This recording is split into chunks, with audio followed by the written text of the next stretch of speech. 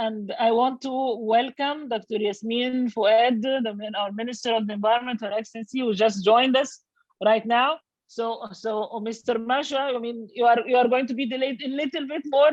I'm sorry, your late entry is causing all this.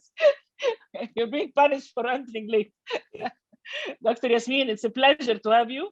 And you're in the car moving from one place to the other as always. I was telling them that after the COVID, after the conference itself, they were saying we need a couple of days to be off and forget all the travel. I was telling them Dr. Yasmine and I are going to go diving to forget again and relax. This is the way out. Thank you. It's a pleasure to have you. Thank you very much, Dr. Abla. And as you know, yes, I'm moving from one place to the other, but as I promised, I wouldn't have missed that webinar. First of all, I would like to welcome all participants and would like to thank the ECES and the CIB for hosting those series of webinars, but giving a special attention to the issue of the small farmers in Africa. As we are approaching, we're almost 75 days,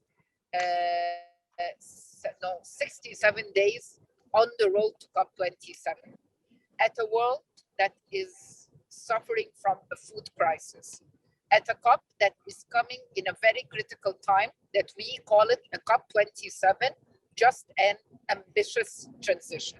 Just to give some highlights for colleagues who are joining us today, this COP is different in a way that we would like to see actual implementation on the ground on all tracks. But within the presidency program, there are a number of thematic days, and agriculture is taking one of the top days that we are hosting during the COP. And the issue of food security, but even nutrition, is also part of that discussion. What is really important for us to see and get out from that webinar, first of all, where are the best practices, where the vulnerable communities were able to be resilient to the drastic impact of climate change, especially in Africa. Secondly, where are the challenges that the continent is facing? Some of them have been already picked in the latest IPCC report related to adaptation, where adaptation is a priority and there is a big bulk on agriculture, food security, and Africa, especially that Africa is depending on the natural resources. We need also in that part not to overlook the biodiversity and the loss of the biodiversity and the challenge of the biodiversity within the scope of the food security. We always see it from the perspective of there is an impact of climate change on the crops, there is an impact on the cultivation and on the daily and sustainable livelihood of the farmers. But we never thought that climate change is still coupled by the loss of the biodiversity, which also has an impact on the farmers, whether even they are small or big. So that's a second thing that we need to look at. The third message is how can we increase through three things: capacity development, finance, and technology transfer, the resilience of the small farmers to the impact of climate change. And here I would like to come up with the idea of the innovative finance, of providing credit lines, not for the farmers only to have that kind of crops that is a business as usual part of the development process in the agriculture, but rather to provide a credit line for the farmers in order to cultivate new kind of crops that can tolerate the extreme weather events, name it, higher temperature, name it, lower temperature. At the end of the day, it disturbs the period of cultivation and the actual productivity of them. And here would come the role of the MDBs to come with the de-risking part of that kind of a credit line and see how can the private sector would be included. This is the only way that we can see that one step can come forward in a realistic implementation manner. simply because we cannot keep talking about only agriculture within the scope of adaptation. Adaptation is not bankable. We're not moving any way forward. Finally, I would like to give the example that Egypt is providing right now. We have just finalized our national strategy for climate change 2050, and we have updated our NDC for 2030 that our president has announced last July.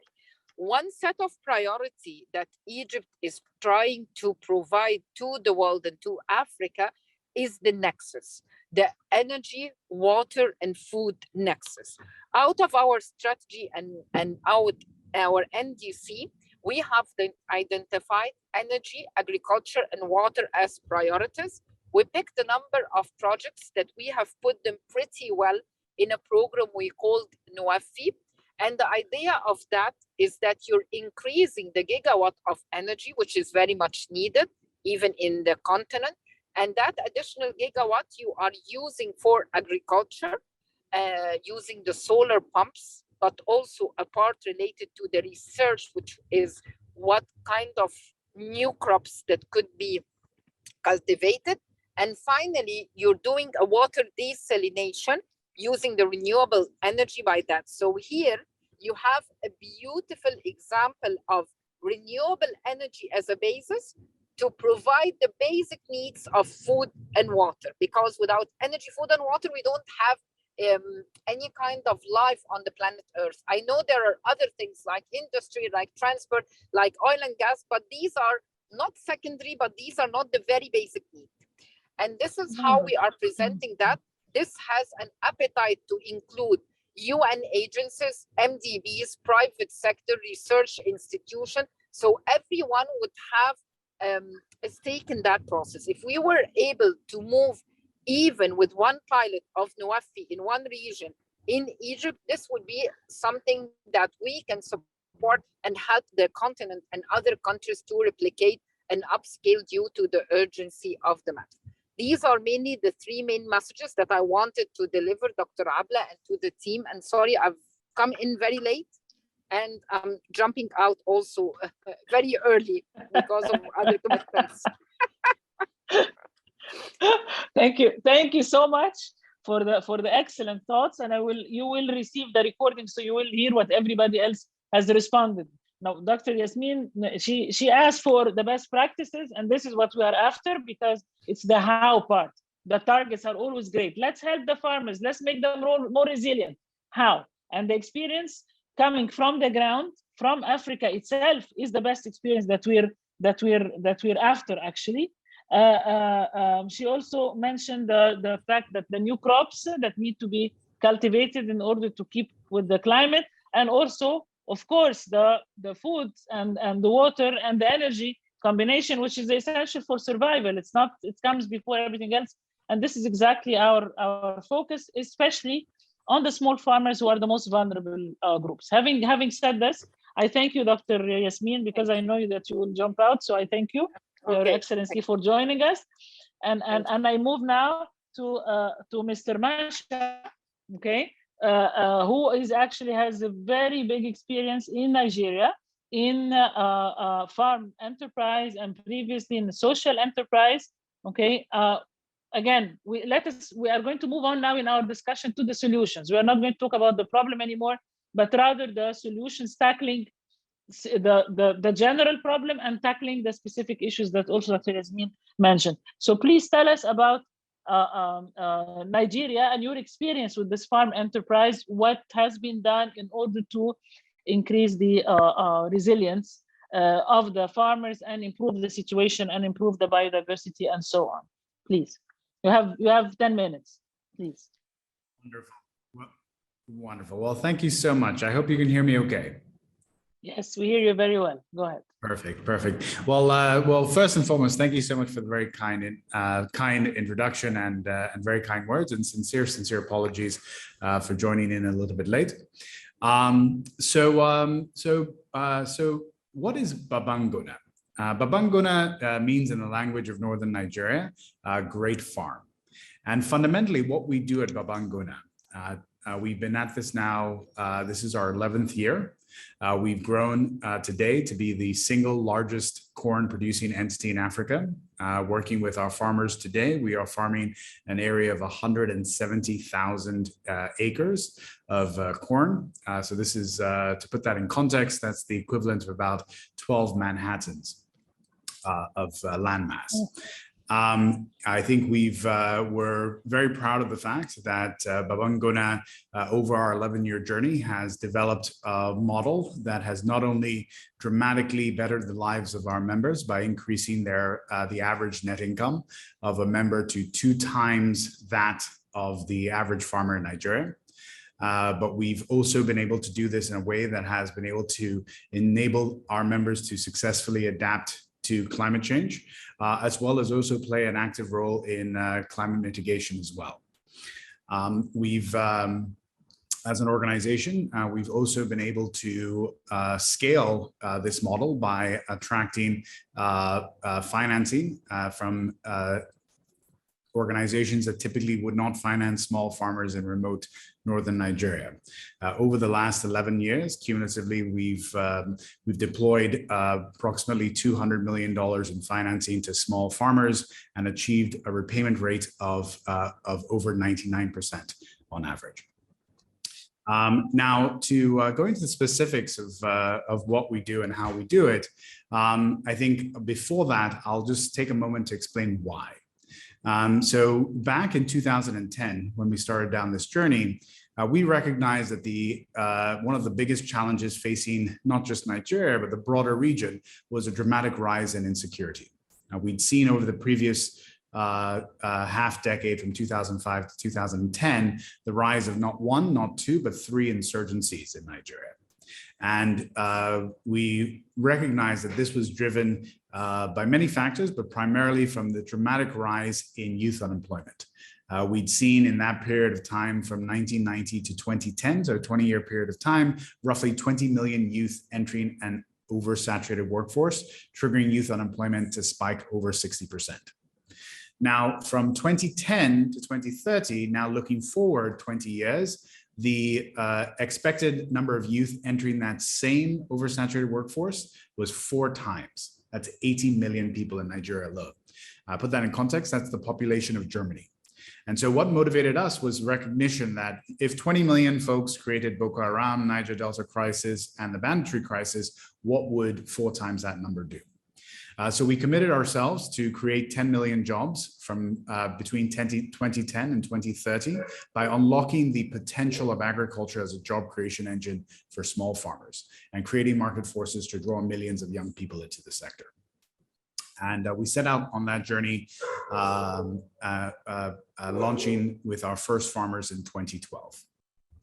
Now, what do we do at Babangona? Well, fundamentally, what we do is recognize that the underlying structural reason why small farmers are poor is their low economies of scale. And those low economies of scale trap them in this cycle of poverty where they struggle to access the financing to buy the inputs they need. They often struggle to access the inputs themselves, the knowledge on how to use those inputs effectively. And then come harvest, despite their hard work, they have a meager yield. They are under significant cash flow pressure, so they have to sell a lot of their produce at low harvest prices. When if they could just wait 3 to 6 months, they could oftentimes get between 25 and 50% better pricing.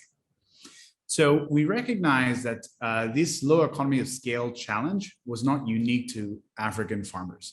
Farmers in many parts of the world suffered from this challenge, but they used the power of cooperatives to unlock, to create these economies of scale. So we studied cooperative models very closely and effectively developed a model where we call an agricultural franchise, where we basically identify leaders of potential leaders of grassroots level farmer cooperatives, and we support them to build very effective and efficient small scale cooperatives.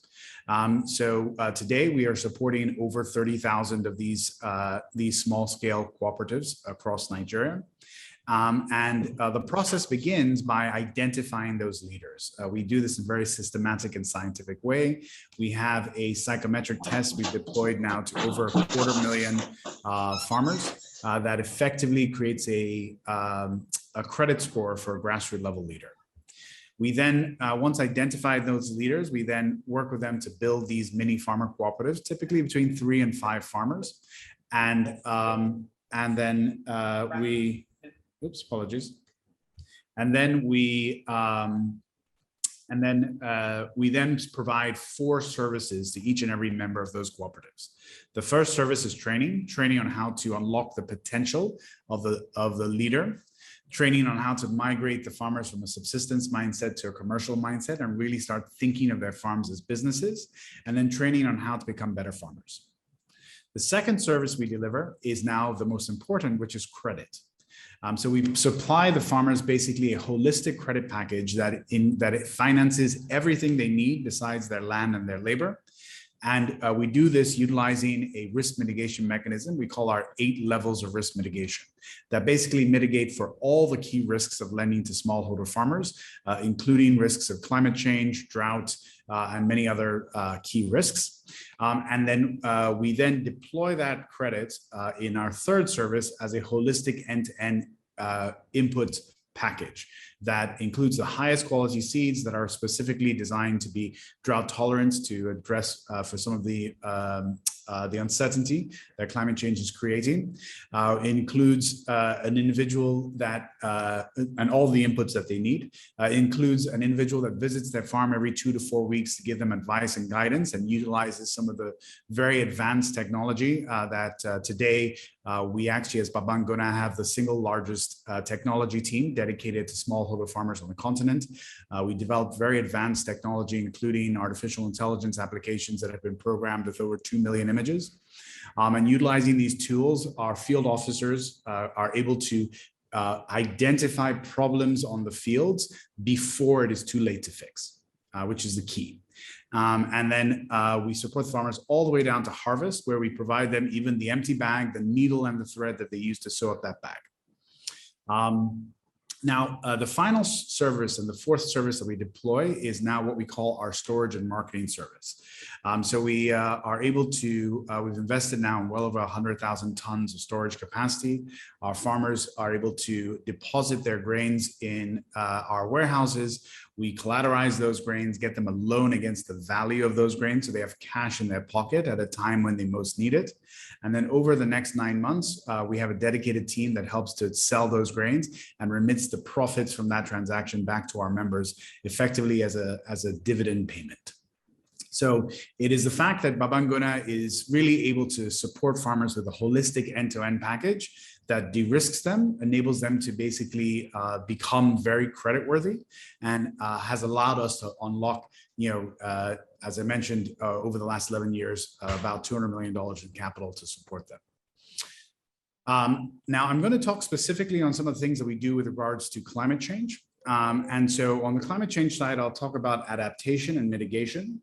So on the adaptation side, clearly providing seeds that allow them to be drought tolerant, helping them to ensure that we've invested in not 1, not 2, not 3, but 3 different insurance products, innovative insurance products to help to ensure that they're also protected from these additional risks. And we have also actively helped our farmers, our members, diversify their incomes so that they actually are making income from a portfolio of crops, livestock, and then off-farm income opportunities, so that in the event of any particular shocks, they're able to diversify their income. Now, on the mitigation side, we are actively working with our farmers to basically help build up their soil organic carbon and ensure that they're able to, which in one stand helps to make them more resilient farmers, but also as playing a critical role. We also work with them to ensure that they are minimizing their carbon footprint by practicing practices such as microdosing of fertilizer and other activities, as well as ensuring that we're streamlining the supply chains and minimizing post-harvest losses. So I'll probably pause there and see if there are any questions. Yeah. All right, thank you very much. Very interesting experience, and since it's been there for 11 years, did you measure the impact on the lives of the farmers? Did you measure definitely. you did? Okay, definitely. good. So I think for us, Right. the big measure is the income growth.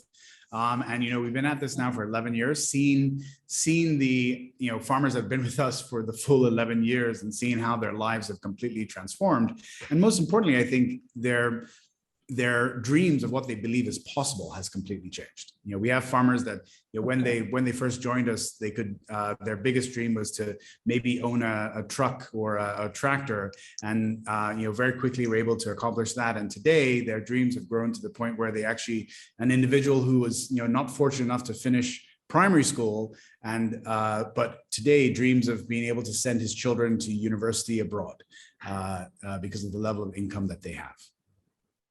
Okay, now that's super. I'll come back to you again when we start talking about agricultural policy and role of governments, because there is a government in the background here who can help you move forward, who can stop you and destroy your existence, if you know what I mean. So we'll come back to that part, especially as we talk about the scaling up of successful experiences.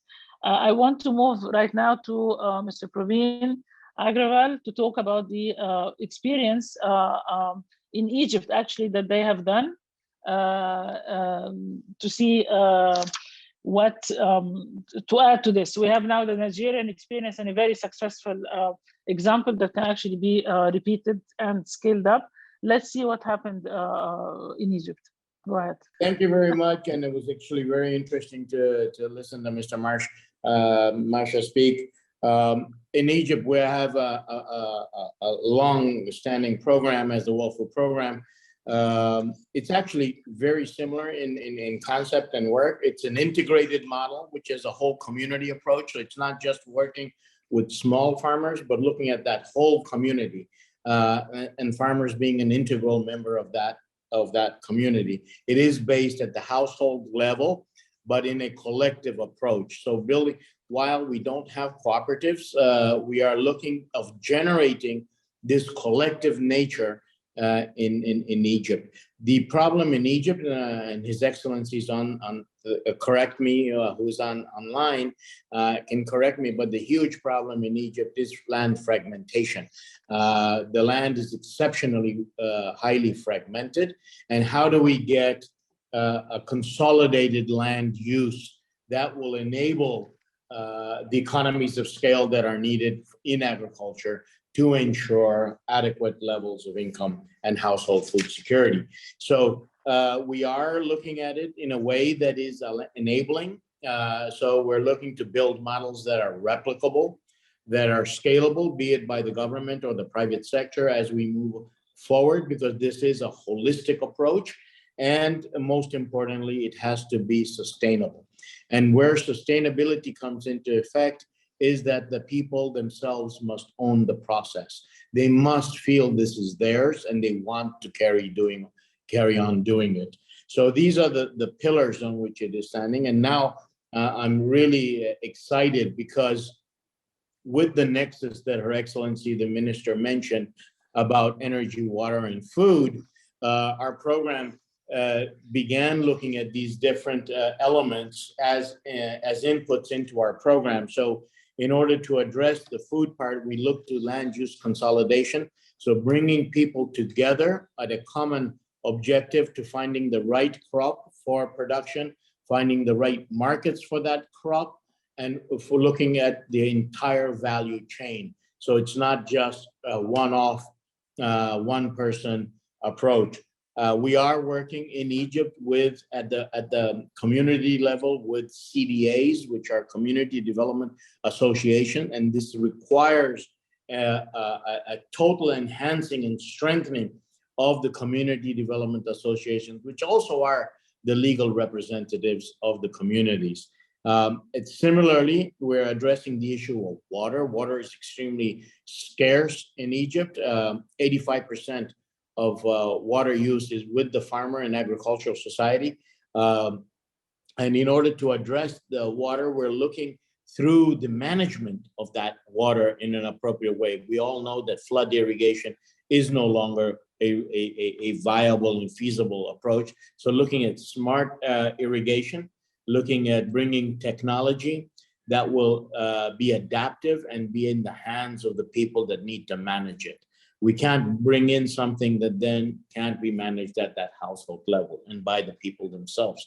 So we're looking at canalization and at drip drop.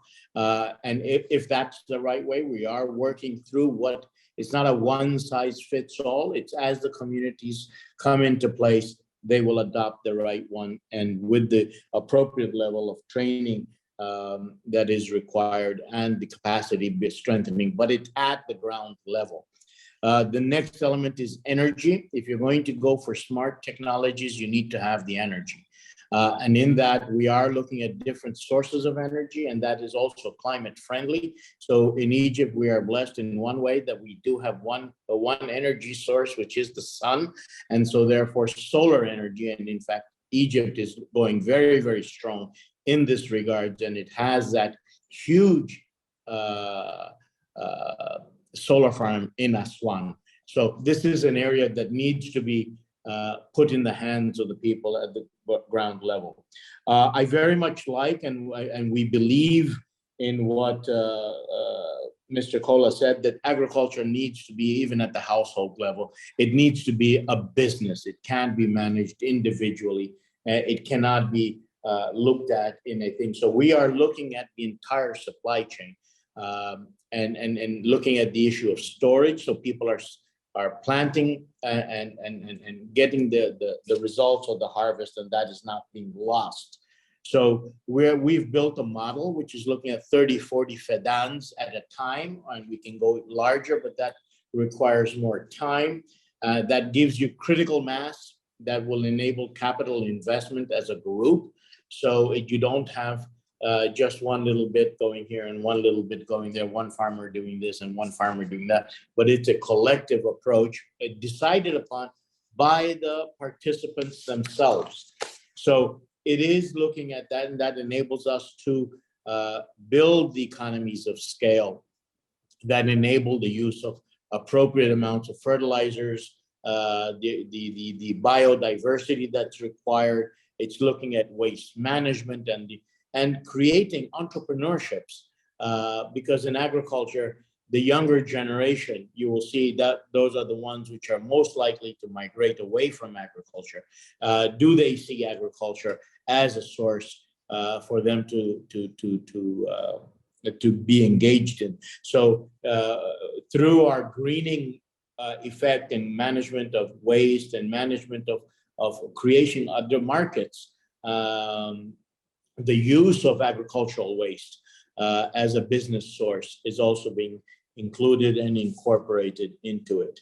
What I think we will need to work on, and we don't have yet done, and we're starting the thinking processes in terms of how to address toxicity of soils, the salinity of soils, as climate becomes more and more the effects of droughts and flash floods. If the land is too dry, then even if it rains or you have water, you will not get it being absorbed into the land.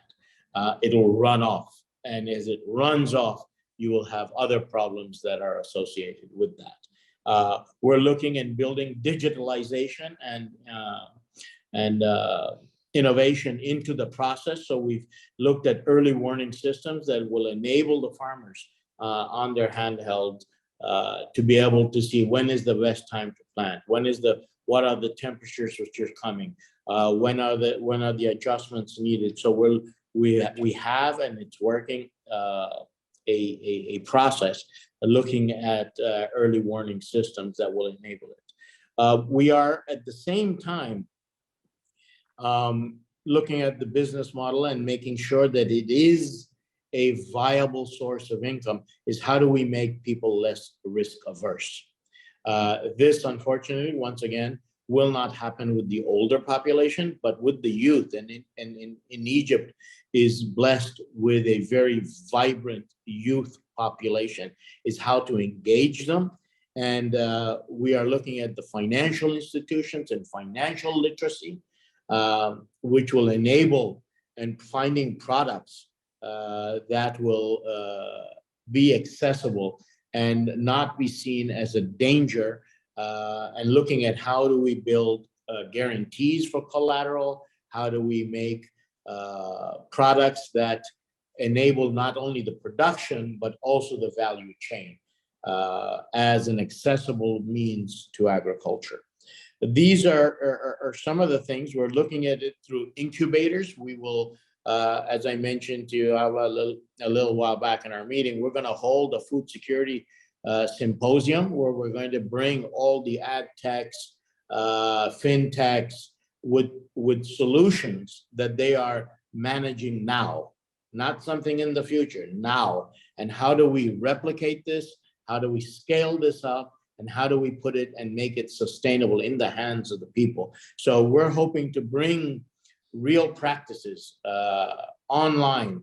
And this will be at the end of September. We will have a 2-day symposium on this that will bring to Egypt, and we're bringing experience from the outside as well as from within Egypt. And of course, from Africa, we're also bringing in people to do that.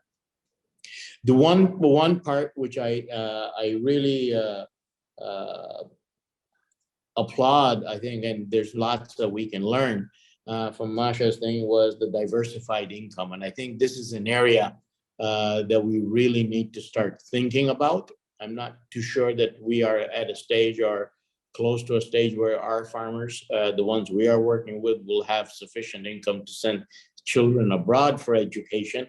But we do believe that is the next frontier, is how do we build innovation and digitalization and put it really in the hands so that you can start to see the opportunities and the potential.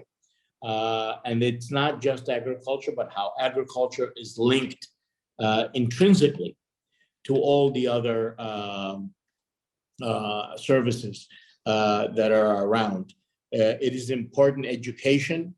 We're working with digital schools in this model so that we are trying to capture the children in the communities themselves through education.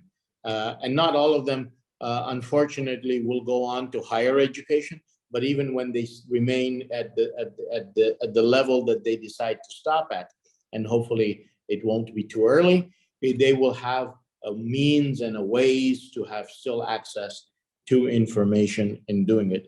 Our biggest goal is to make the unbankable bankable. How to make the shift from the informal economy where they are currently encased into a formal economy, and therefore have access to many more tools and many more products that will be out there. For that purpose, as a last point, I'd like to say, we do have an accelerator. The World Food Program has an accelerator which is based in Munich, which is already brought success to more than 9 million people in 67 countries.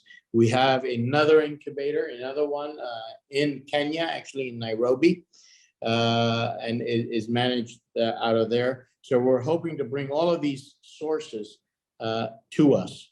So let me stop there. But the key for us here in Egypt has been the land use consolidation, bringing the concept that how do we bring these small parcels of land into a collective means. And there is a huge amount of land still in Egypt that can be productive and can be effective in addressing these, at the same time bringing people out of poverty, making populations more food secure as we move forward. Thank you, Mr. Praveen. Thank you for all this. But let me ask you a question. A lot of what you said is we will do. How much of what you mentioned? We are doing right now. How much of what you said is actually happening on the ground, and how much is you are wait, give me a minute, and how much you are working on in preparation, like the digitization, the early warning system? Is this already taking place, or it's being studied? It's fine. No. And I do apologize. I should remove the word will from my lexicon. It is, we are doing. We have in place an early warning system. We have in place and working more than 6,000 FEDANs, which have been consolidated. We have an ongoing program with financial institutions. We have in place digital education.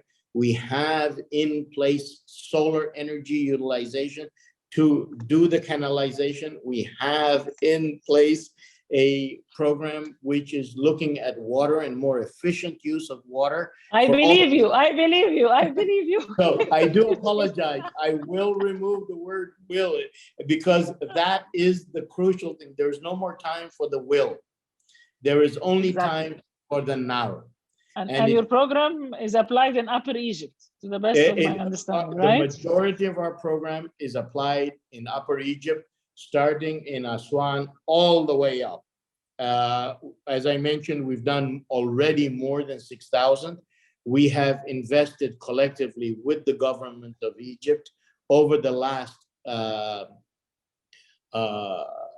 5 years, over $40 million just in this program. So between education, between land consolidation, between solar energy, between water, and all the other elements I mentioned, we've already invested in that, and we will continue in this area. Okay, thank you. Thank you very much. I'll come back to you again when we talk about the policies on the relation with the government, because the biggest challenge that you have is actually dealing with the financial institutions. Not only do they not provide a guarantee for collateral for the small farmers, they don't give it also to the big farmers. There is something about agriculture that stops bankers from giving, supporting the agricultural activity, which is something that needs serious revision, especially in light of all the changes that are taking place due to the climate. So I'll come back to you with this.